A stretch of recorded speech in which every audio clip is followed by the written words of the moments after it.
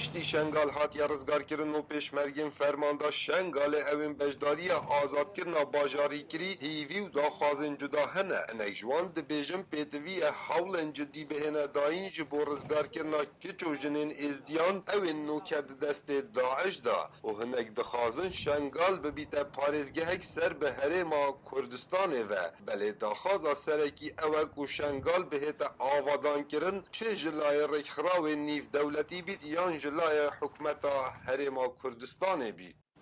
شنقال آزاد بو بسایتا خودی فوجید ازدیا و سرو مسعود برزانی ام بش خودی تهوینه افکچ کو جنین مجی فقر ناموسا ما فقرا و وقت وضعي ما خوش بو شنقال بو محافظه السقطه كردستاني هم يبا امان چه ببا ووضع خوش ببا ومهموش فان مشكلات دركبن ام مرتاح ببن و افي تعدل مكري الجزائر وان بيتك كيشان جزائر خو ببن المنطقه ما نمين ما في شنقال ويران بويا شنقال خراب بويا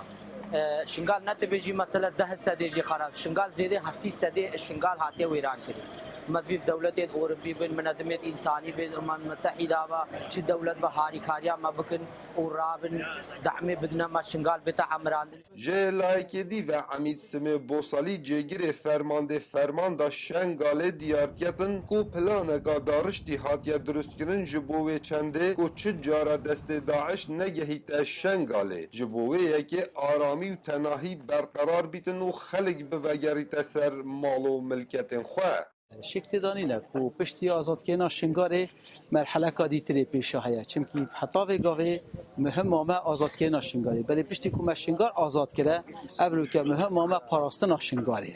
بو هندی دا کو بو خلک شنگاره مطمئنی پیدا بود کو بله ایدی شنگار نا که بن کنترل داعش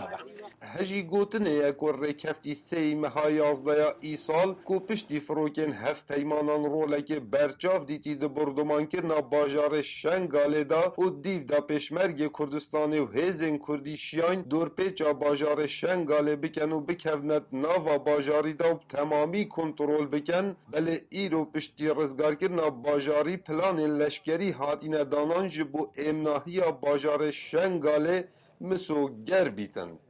کاوا عمر دنگ امریکا ناوا باجار شنگاله